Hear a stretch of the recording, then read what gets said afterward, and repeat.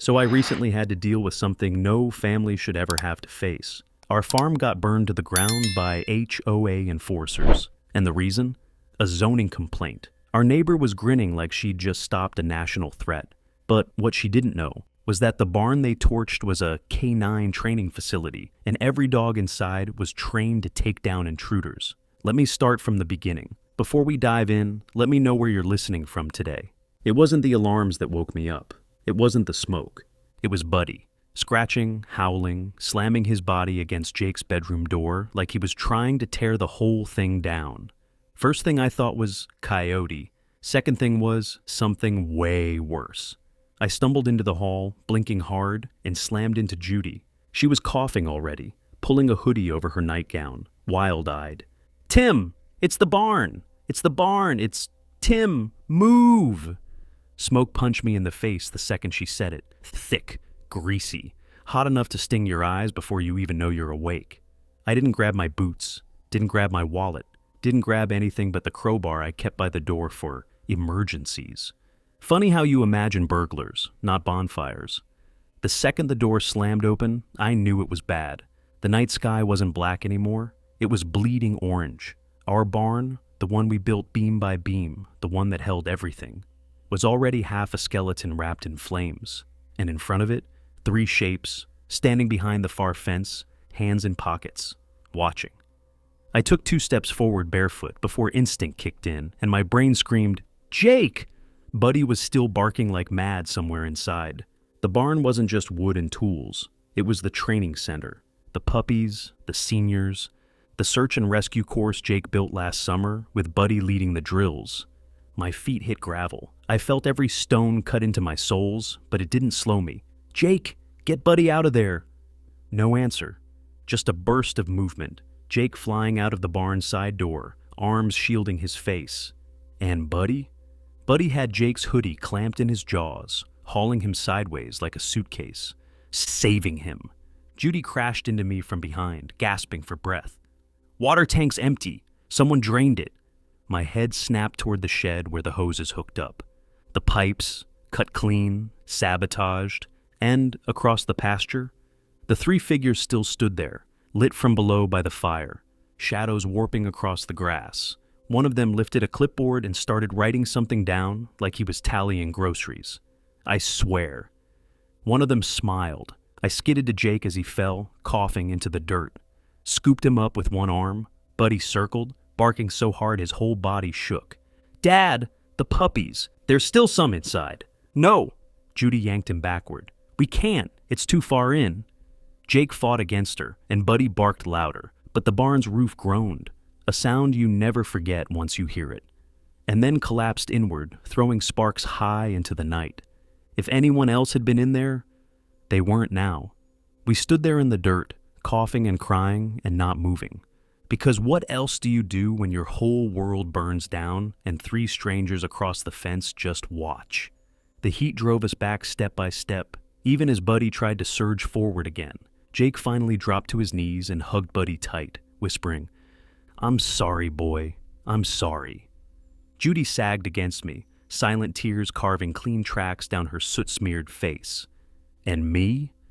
I stared at the 3 HOA agents, their features half-lit, half-shadowed, until my vision blurred, and I realized they weren't waiting for firefighters. They weren't documenting damage. They were witnessing a victory. A flash hit the back of my brain like a hammer. A military base, a warehouse on fire, orders to stand down, let it burn. The smell was the same. The helplessness was the same. Only this time, I wasn't taking orders from anyone. Buddy whined low in his chest, a sound I'd never heard from him before. Not even in storms. Not even when he was hurt. It wasn't fear, it was loss. I pulled Jake closer, ignoring how bad my own hands were shaking. I didn't know what we were up against yet. Didn't know who had sent them. Didn't even know how bad the damage was going to be. But one thing was already clear as day.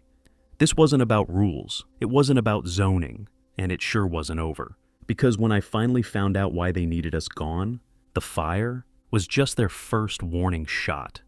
And trust me, they should have aimed better. They say when your house is burning, you don't think about the walls. You think about the photos, the shoes by the door, the coffee cup still half full on the counter.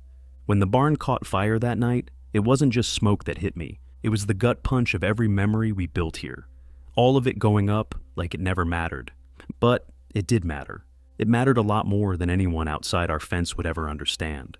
You've gotta understand. This place wasn't just some fixer-upper ranch to us. It was the whole reason I was still standing.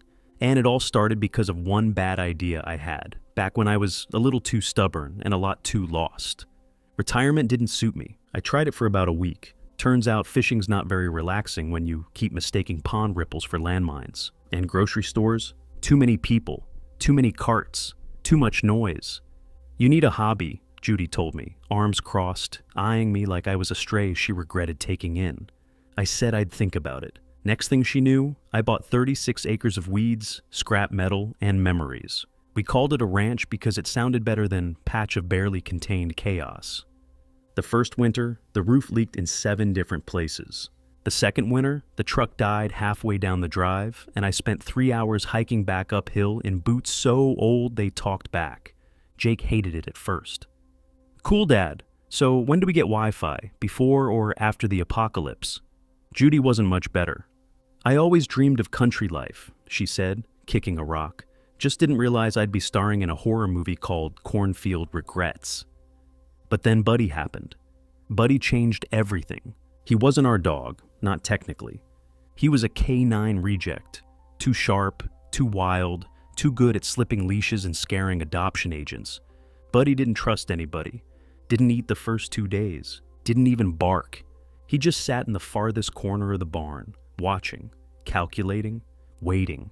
Jake was the one who cracked him. It wasn't a grand moment. No movie montage with triumphant music. It was Jake tripping over a bucket, falling flat on his face in the dirt, and laughing so hard that even Buddy's guard cracked for half a second. One slow wag of the tail, one. From then on, Buddy was family. No adoption papers needed. And you better believe he acted like it. Buddy helped Jake build obstacle courses out of old tires and busted fence rails. He learned hand signals faster than Jake could invent them. He could scale a 10-foot wall, sniff out a mouse from half a field away, and steal my sandwich right out of my hand without breaking stride. Buddy was trouble. Buddy was magic. We didn't plan to build a K9 rehab center. It just sort of happened. One dog led to another. A handler buddy of mine from the service called, "Hey Tim, got another one nobody wants. Mind taking a look?" Another dog showed up, then another. Pretty soon, the barn wasn't a barn. It was a boot camp for misfits and 4-legged warriors who deserved a second shot at life. Of course, Judy threatened divorce roughly once a month. 30 acres, Tim, 30 dogs, 1 septic tank. You're doing the math wrong. But then she'd sneak them scraps from the kitchen when she thought nobody was looking. Buddy figured out her soft spot fast. He could guilt her into triple rations with one sad whimper. Jake caught her once. "You're the problem, Mom," he said around a mouthful of stolen pie. She nearly threw a dish towel at his head. That ranch wasn't perfect. The gate broke every other week. The driveway turned into a mudslide every spring. And if you didn't shut the pantry door tight, Buddy would teach a whole platoon of retrievers how to raid it. But it was ours. More than that, it was the place that taught me how to breathe again. I didn't notice it happening at first. Didn't notice when the panic attack stopped sneaking up on me at the grocery store.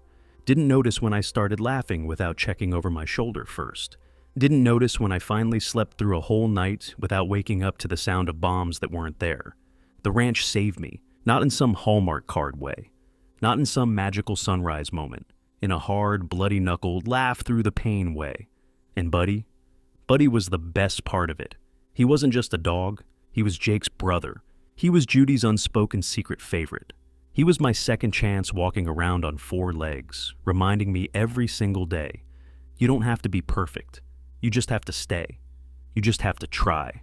When the barn burned, it wasn't just boards and beams falling. It was the first place Buddy learned to trust. The first field Jake conquered. The first home Judy decorated with thrift store furniture and secondhand dreams. It was 1,000 late nights, 1,000 mistakes, 1,000 victories nobody but us would ever know about. Gone in one night. That's why we didn't pack up and leave. That's why we didn't bow our heads and take the hit. Because when you fight that hard to build something out of nothing, you don't let cowards tear it down.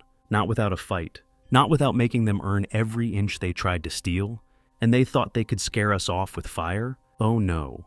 They were about to find out what happens when you back a stubborn man into a corner, and next time, it wouldn't be smoke they were running from. There's something special about a knock on the door that feels wrong. It doesn't sound the same, it doesn't wait, it demands. And the second I heard it, heavy, 3 sharp raps like a drill sergeant with a grudge, I knew nothing good was standing on the other side. Buddy was already up, bristling in the kitchen doorway, nose pointed straight at the front door. Jake knocked over his cereal bowl, trying to get up, milk splashing across the table in a lazy, chaotic wave. Judy grabbed a dish towel, but she didn't move to clean it up. She just watched the door like it might bite. "You expecting a delivery?" I joked weakly, reaching for the crowbar I kept, leaned against the doorframe. "Only thing we ordered was peace and quiet," Judy said under her breath. When I yanked the door open, crowbar loose in my hand, the sight that greeted me made my stomach twist. Karen. Karen and her 2 polo-wearing, clipboard-toting, smug-as-sin henchmen. The holy trinity of HOA doom. Karen had on her serious business face, mouth pressed thin, eyes gleaming like she was about to win a prize at the county fair. She didn't bother with pleasantries, just held out a blinding yellow envelope like it was a golden ticket to my personal ruin. "Mr. Walker," she said, voice syrupy smooth, "you are in violation of Section 4B of the Community Preservation Code. You have 30 days to comply with evacuation orders or face legal action."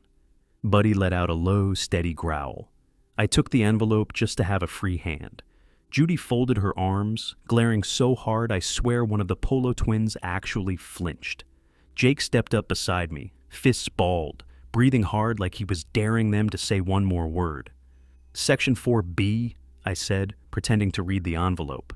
"Never heard of it. Is that above or below the section where you mind your own business?" Karen's smile tightened. "Emergency redevelopment ordinance. Your property is slated for community revitalization."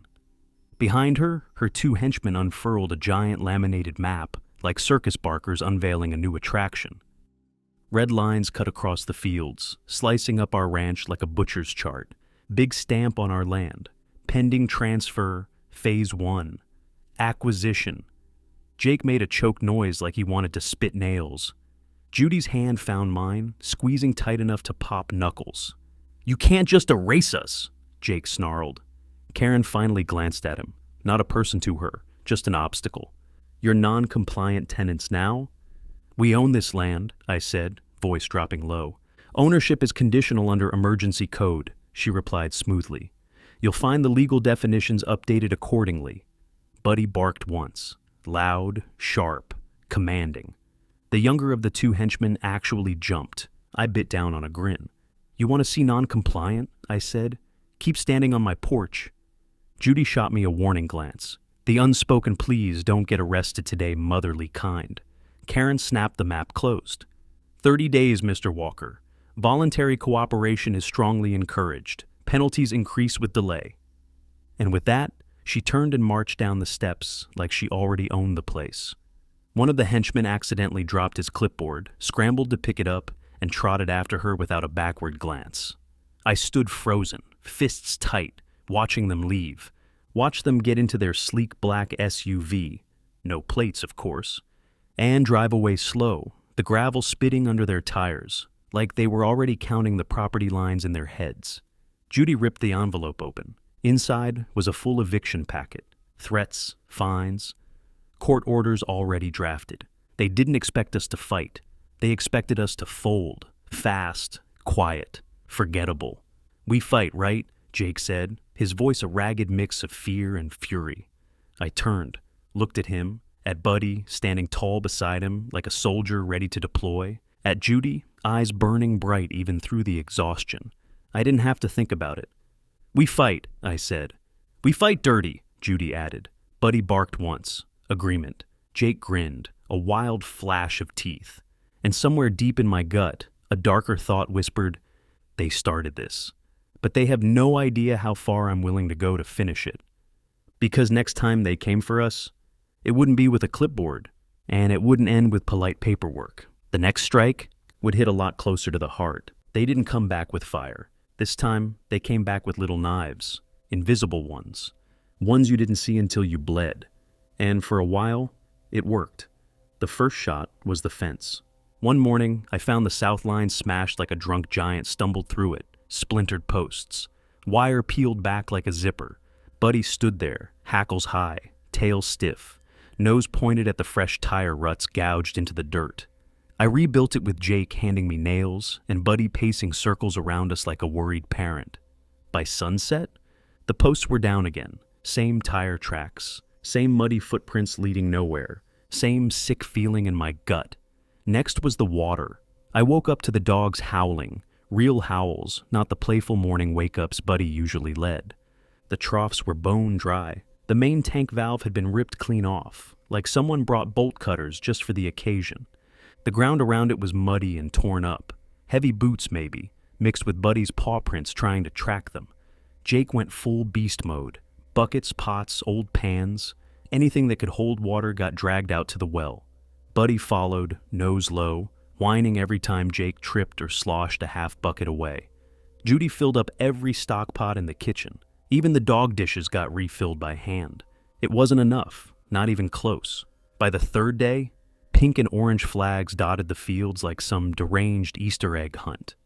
Everywhere you looked, flags, rows of them, lines slicing across the fields, across the training course, even across the hay barn ruins. Buddy hated them. At first he just barked. Then he started yanking them out, one by one, teeth snapping, paws digging furiously. Jake cheered him on until Judy stepped in. "Let 'em flag it," she said, voice tight as a bowstring. "They're showing us exactly what they think they own." "Feels like painting a bullseye on the place," I muttered. "Good," Judy said. "Let 'em aim." By then, the tension was in our bones. Every creak of the porch made us twitch.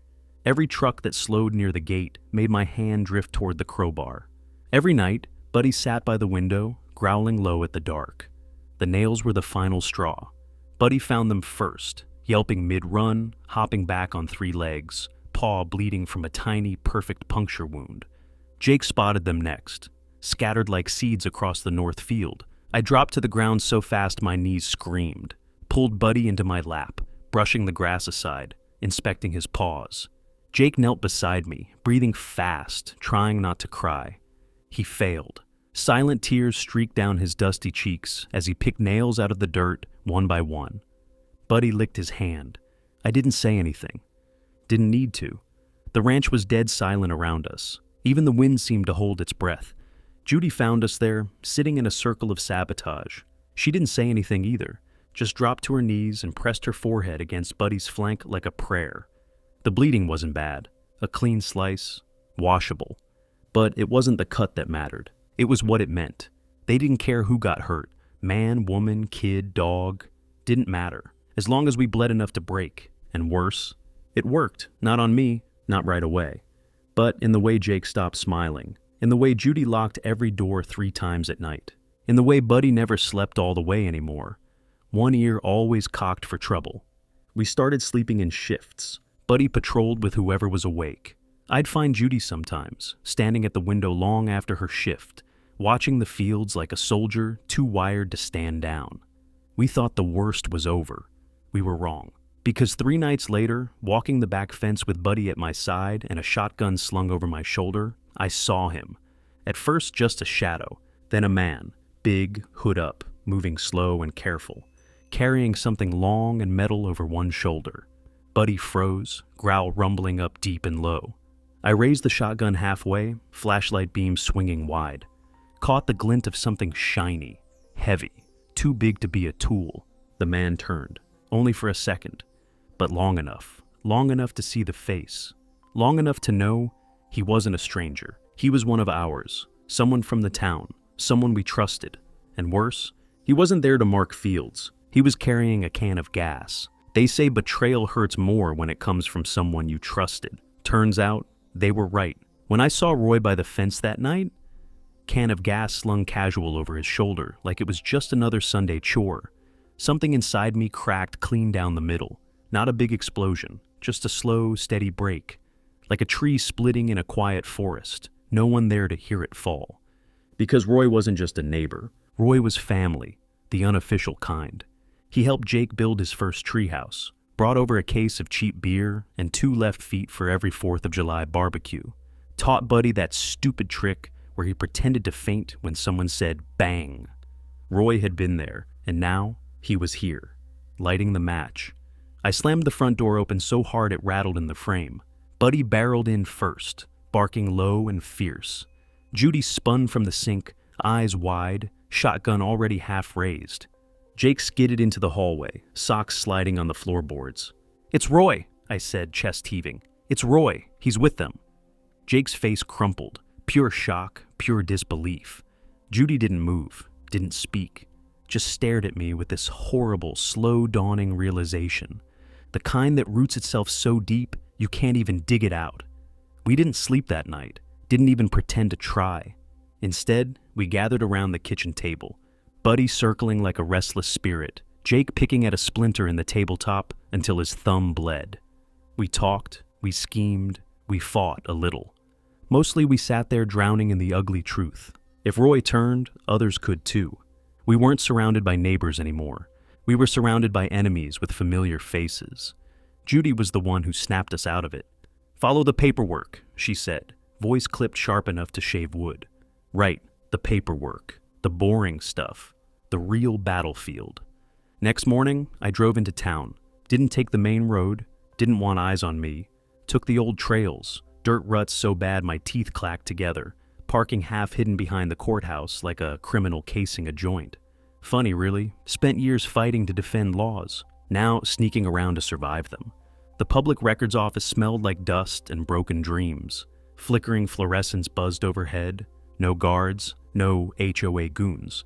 Just me and a battered scanner that beeped so loud every time it worked, I wanted to smash it with my fist. At first, nothing. Old farm disputes, water rights arguments, citations for noise complaints dating back to 1992. I almost quit, almost threw the scanner at the wall and walked out. Then I found it. A file tucked way too neatly under community redevelopment proposals. Stamped, signed, backdated 6 months. Filed under a shell company. Meadowlark Preservation Society. But the money, the name on the transfer authorization, was all Franklin Development Group. Franklin, old ghost from my military days. The guy who made millions rebuilding things he helped destroy. The same Franklin who once told me, dead serious, "Never waste a good disaster. People are easier to move when they're scared." My stomach flipped. Buddy's injured paw, Jake's haunted eyes, Judy's exhaustion, the fire, the sabotage, the eviction, the flags. It wasn't about zoning. It was about leverage. It was about stripping us down until we either walked away or signed away everything we built, everything Buddy stood for, everything we fought to heal. I grabbed every file I could carry, stuffed them into my jacket like a man stealing fire, and ran. When I got home, Judy and Jake were waiting. Judy had 2 cups of coffee and an open first aid kit on the table, like she was ready for whatever version of me came back. Jake sat stiff-backed, hands locked between his knees. Buddy limped over, pressed his head against my thigh. I dropped the files onto the table. The sound echoed. A final hammer blow. Judy read first. Her lips moved silently, scanning faster and faster. Jake hovered behind her, fists tightening with every page turned. "They don't want the land," Judy said, voice tight. "They want the dogs, the training, the program." Jake's face twisted. Shock, betrayal, fury all crashing at once. "They want to steal Buddy?" His voice cracked on Buddy's name. Buddy whined low, sensing the storm brewing. I looked around at my family, at the broken old kitchen, at the battered fields outside, at the lives we rebuilt from nothing, and I made a decision. "They want a war?" I said. "They got one." Judy smiled, grim, tired, but real. Jake punched the air like a kid getting picked for the final play. Buddy barked once, loud enough to shake the windows. Because it was never about us. It was about the fight we didn't even know we were fighting, until now. And if Franklin thought we were going to roll over, he hadn't been paying attention. There's a point in every war where you stop swinging and start thinking. Not about winning, not about pride, about survival. About whether the next punch you throw is worth the pain that'll come with it. I stood at the kitchen table, staring down at the battered files and photos we dragged home like wounded soldiers. Outside, the wind was snapping through the fields, snapping the shredded remnants of the old American flag that used to hang over the barn. The flag was barely hanging on. So were we. Buddy dozed by the window, his bad paw twitching every few seconds like he was chasing nightmares. Jake paced from the front door to the counter and back, grinding a path into the floorboards. Judy stared at the coffee pot like it owed her answers. Nobody spoke, nobody moved. It felt like breathing too loud might tip us over the edge. "We can fight," Jake said again. "We have to. It's not even a question." He slammed his palm flat on the table, rattling the stack of stolen paperwork. Buddy growled softly. Not angry, just unsettled. I could relate. Judy lifted her gaze, tired, red-rimmed. Not broken, but bending more than I'd ever seen her. "Jake," she started, soft, like the words might crack on the way out. "No!" he snapped. "We can't just let them do this. We can't." I raised a hand, not to stop him, but to calm the crackle of anger in the room. "We stay, we fight, yeah, sure. But what happens when they stop pretending?" I let the question hang, let the cold crawl up from the floorboards and sink into our bones. Judy pushed herself off the counter, wrapped her arms around herself, paced slow, like wading through deep water. When she spoke, it wasn't a suggestion anymore. It was a plea. "We could leave, tonight, before they bring the next fire." Jake flinched like she'd punched him. Buddy's ears flattened against his head. I opened my mouth, closed it, because part of me wanted that. Wanted it bad. Just walk away. Find a place with no flags, no lawsuits, no fake zoning boards or torches in the night. A place where Jake could ride dirt bikes, and Buddy could chase squirrels, and Judy could hang up new curtains instead of boarding up broken windows. It'd be easy, safe, cowardly, and maybe smart. I looked around, at the battered farmhouse, at the cracked sink, at the busted boots lined up by the door, at Buddy's sleeping form, at Jake's clenched fists, at Judy's shaking shoulders. If we ran, it wouldn't just be leaving a house. It'd be leaving a piece of ourselves in the dirt. "You think they'll stop if we leave?" I asked, voice low. "You think people like Franklin just let you walk away clean?" Judy's jaw tightened. "Maybe not," she whispered. "No, maybe about it," I said. "We leave now, they win. They take Buddy. They take the program. They take our name and drag it through every gutter they can find." Jake swallowed hard, eyes burning. "I'd rather go down swinging," he said, voice breaking halfway through. Buddy whimpered in his sleep, a soft, broken noise, like even he knew the crossroads we stood at. I stepped toward Judy, took her hand. It was cold, shaking. But when our fingers laced together, she squeezed back, hard. "I'm scared," she said. Not a confession, just a fact, a truth hanging between us like smoke. "Me too," I said. The kitchen was so quiet you could hear the house groaning with the wind. Old wood, old wounds, old dreams, still standing, still here. "But we stay," I said. "We fight," Jake echoed. "We fight smart," Judy said, voice gaining iron again. We didn't need a blood oath, didn't need a flag to salute or a song to sing. We were family. That was enough. That night, we set to work. Jake rigged the gate with an old tripwire alarm Buddy had helped him build 2 summers ago. Judy pulled every can of food, every jug of water, every box of supplies into a central spot, like she was prepping for a siege. I reinforced the back doors with scrap metal from the barn ruins. We posted shifts, 2 awake at all times. Buddy refused to rest, limped along the patrols like a tiny, determined general barking orders. We took down every single survey flag we found, ripped them from the ground like pulling thorns out of a wound, set them in a giant heap in the center of the drive, lit them, watched the flames eat those neon lies until nothing but black smoke and stubborn ash remained. Jake danced around the fire like a man possessed. Judy smiled for the first time in days, a real smile. Buddy sat regal and proud, chest puffed out, like he'd personally chased the whole HOA into the next county. "You hear that, Franklin?" I muttered under my breath. "We're still here." The wind caught the smoke, carried it straight into the night, straight into whatever eyes were still watching from the dark. We weren't done bleeding, not yet, But we were done hiding. Let 'em come. Let 'em try. Because survival's easy when it's just about saving your own skin. But standing your ground for something bigger than yourself, that's the kind of thing that carves your name into the dirt forever. And we were ready to carve. When you back a good dog into a corner, they do two things. First, they warn you. Second, they take a piece of you you're not getting back. That night, as the last ashes of the flag bonfire blew across the dirt like ghosts, we stopped waiting. We stopped hoping someone would save us. We decided to become something they'd regret ever cornering. Judy called it Operation Bite Back. Jake wanted Operation Bring the Pain. I suggested Operation You Started It, Karen, but got voted down 2-1. Buddy abstained. Democracy in action. First target, the surveyors. We didn't just remove their flags. We turned the whole North Field into a minefield of chaos. Jake and I rigged up tripwire traps with fishing line and cowbells hidden under brush, tied old rubber snakes to pop out of burrows when triggered, hung stink bombs in trees, not homemade either, real Army surplus grade, the kind that can clear a barracks. Buddy supervised, occasionally stealing a rubber snake to kill it personally. First morning after, one poor compliance guy in dockers and shiny loafers took 2 steps into the field, tripped a line, and got pelted with stink bombs and fake snakes. He screamed so loud birds evacuated 3 counties over. Judy caught it on camera. She laughed so hard she snorted coffee out her nose. Jake nearly fell off the porch. Buddy barked approval like he'd just watched a fireworks show. Small wins, tiny cracks. But you build a dam 1 crack at a time. Next move, the clipboard cavalry. We rigged air horns under the gravel drive, spring-loaded, wired to pressure plates hidden just under the dirt.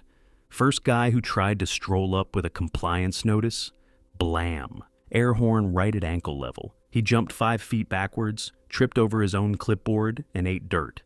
Buddy barked so hard, he fell over. I'm not saying I replayed the security footage 10 times that night, but okay, I replayed it 20. After 2 days, the HOA patrols stopped coming at all. The driveway looked abandoned, like a ghost ranch. Exactly what we wanted them to think.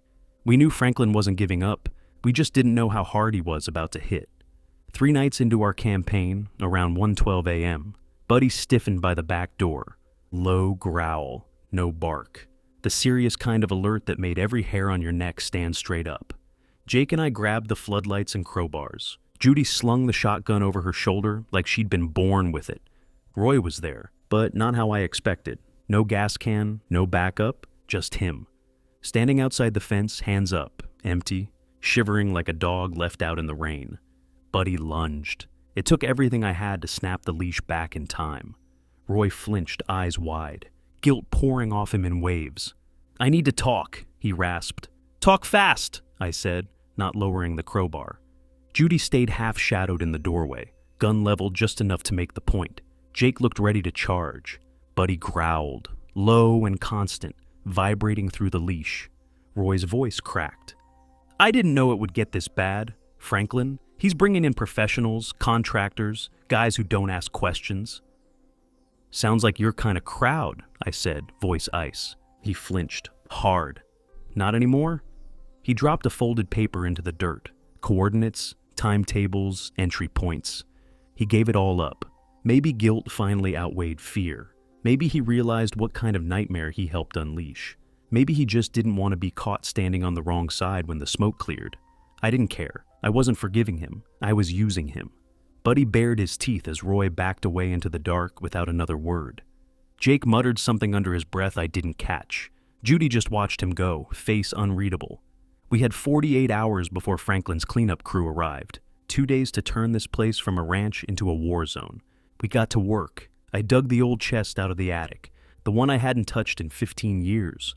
Jake stared when I cracked it open. Signal jammers, camouflage netting, homemade flashbangs stitched together with chewing gum and desperation. The old training kicked in, muscle memory sliding back into place like it never left. Judy took charge of the supplies, stockpiling food, water, dog gear, first aid. Jake and Buddy rigged silent alarms along every fence line. Old tin cans, tripwires, motion detectors cannibalized from junkyard scraps. We set up choke points, narrow zones near the barn ruins where anyone approaching would have to funnel. Set traps there, caltrops hidden under dry leaves, blinding flares wired to hidden switches. Judy found the old CB radio in the barn's rubble, patched it into the house wiring. If the cell service got jammed or the power cut, we still had comms. Every dog was assigned a human. Every human knew their fallback points. Every door was fortified. Every escape route mapped and memorized. Buddy refused to leave Jake's side, limp or no limp. His bandaged paw tapped steady beats against the floorboards as they patrolled. At sunset the next day, we stood on the porch, watching the last light burn across the fields, listening to the heavy silence, feeling the tension coil tighter and tighter inside our chests. "We ready?" Jake asked, voice steady. "Never been readier," Judy said, slinging the shotgun onto her shoulder. I looked at them, at the broken house, the battered fields, the dogs pacing restless behind the fences, the life we built from splinters. "They wanted a fight," I said. Buddy barked once, Jake grinned, Judy nodded. "Let's give 'em one." The night started wrong like a bad smell under fresh paint, wrong like the hair on your arm standing up before you even hear the knock. The crickets stopped first, the dogs shifted uneasy, the wind died, and somewhere out there, past the tree line, the dark started watching back. We were ready as anyone can be to defend everything they love with duct tape, worn boots, and the last shreds of stubbornness holding you upright. Buddy paced in tight circles at Jake's feet, low whining under his breath. Judy double-checked the shells in the shotgun. I tightened the grip on my crowbar until my knuckles cracked. "Last chance to back out," I joked, voice rough. Jake grinned, wild, fierce. "Not a chance." Judy just nodded, tight and small, eyes hard. I looked around one more time, at the battered porch, the broken fields, the scorched barn ruins, the flickering security lights we patched together with prayer and extension cords, our home, our line in the dirt. Then the radio crackled, once, twice, then died, signal jammed, game on. Buddy's growl rolled up from deep in his chest, not a bark, not a warning, a promise. Movement at the north fence, figures, 3, maybe 4, low, fast, professional. Moving in patterns that made my skin crawl. I let them get close enough to think they had us. Then Jake hit the first trap. Crack! Flare up! The yard exploded in red light. Buddy lunged forward, barking so hard it shook the porch. Jake whooped like he was riding a roller coaster. I charged, feet slipping on the wet grass, crowbar swinging hard. First guy took it to the ribs, folded like a bad card hand. The others scattered, straight into the net trap Judy and I rigged from old haywire and fishing nets. They went down screaming, tangled like fish in a barrel. I didn't waste time. Dropped the crowbar onto the nearest guy's helmet with a satisfying crunch. Buddy tore across the yard, intercepting another runner, latching onto his backpack and dragging him down like a wolf felling a deer. Judy's shotgun barked twice from the south line, sharp, precise. Her silhouette solid and unshakable against the chaos. More figures spilled through the gaps. Jake slammed another tripwire, light and sound so fierce my ears rang and my vision whited out. I dropped to a knee, swinging blind. Felt the crowbar connect with something soft and human. Hands grabbed at me. Boots stumbled around me, breathing heavy and fast, desperate. Mine and theirs. One giant mess of panic and rage. Flashlights cut crazy patterns across the yard. Shouts, orders, grunts, pain. Somewhere behind me, Jake screamed, "For Buddy!" And then there was a wet smack as he tackled someone twice his size straight into the mud. Buddy snarled, deep, endless, fighting like a demon even with a limp, standing over Jake as fists and boots flew. Judy reloaded like a machine, not fast. Efficient, click, click, boom. Every shell measured and placed, every shot making space. They were good, but we were desperate, and desperate beats polished every time. I took a hit, hard, side of the ribs, felt something crack. Didn't matter, kept swinging, crowbar sticky with blood. Mine, theirs, didn't care. Buddy dragged a man away from Jake, teeth sunk deep in the back of his vest, tossed him like a rag doll, snarled over Jake's prone form until Jake hauled himself up, panting and laughing at the same time. Judy slipped, reloading too fast, nearly dropped the shotgun. One of the attackers lunged, too late. Buddy slammed into his knees, tripping him midair like a linebacker. Every second stretched, every breath fought for. By the time the second flare lit the sky, green this time, the attackers were breaking, running, first slow, then full sprint, back over the fences, into the woods, gone. We didn't chase, didn't need to. The message was sent, clear, permanent. Jake dropped onto his back, laughing brokenly. Buddy flopped beside him, licking his face, tail thumping weakly. Judy staggered over to the porch, slid down the wall, face in her hands. I stood there for a long minute, just breathing, feeling every scrape, every bruise, every beat of my own stubborn, battered heart. We did it. We held. The ranch was wrecked. The yard looked like a war zone. Half the traps were sprung. The fence was torn up. The power was shot. But it was still ours. When the sun cracked over the fields, thin and gold and soft, Buddy curled tighter against Jake's side, letting out a soft huff of contentment. I sat down on the steps, crowbar across my knees, Buddy's steady breathing at my side, Jake's quiet laughter drifting up to me, Judy's silhouette against the pale light, shotgun laid across her lap like a sleeping lion, and for the first time in a long, long time, I let myself believe it. We might be bloodied, bruised, exhausted, but we weren't broken. We were still standing, still fighting, still us, and no one was ever going to take that away again. Sunrise didn't look like a victory. It looked like work. Golden light slipping over shattered fences, survey flags torn and trampled under muddy boots, smoke coiling low from the wreckage of the bonfire like a ghost still lingering. The dogs moved stiffly, sore, limping, but alive.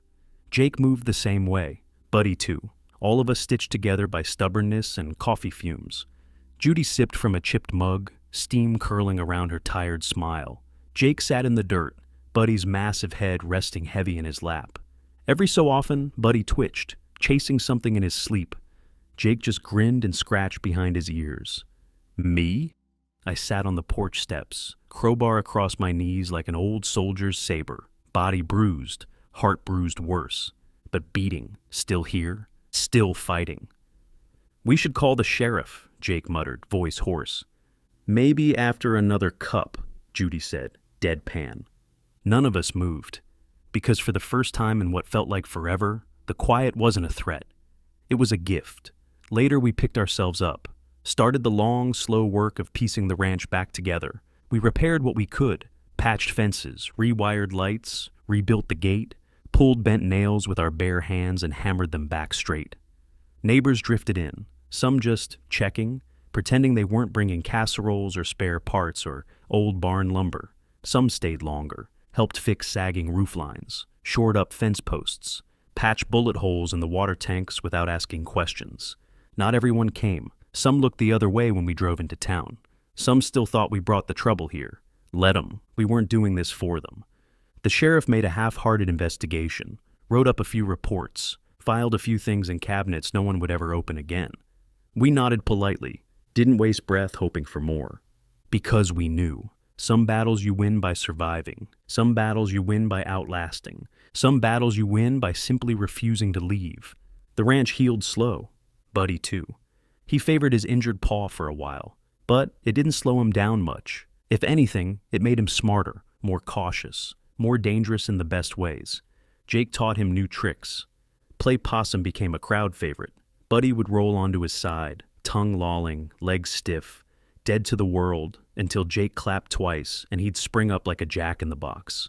Buddy also learned a new command, guard the future. And somehow, he understood.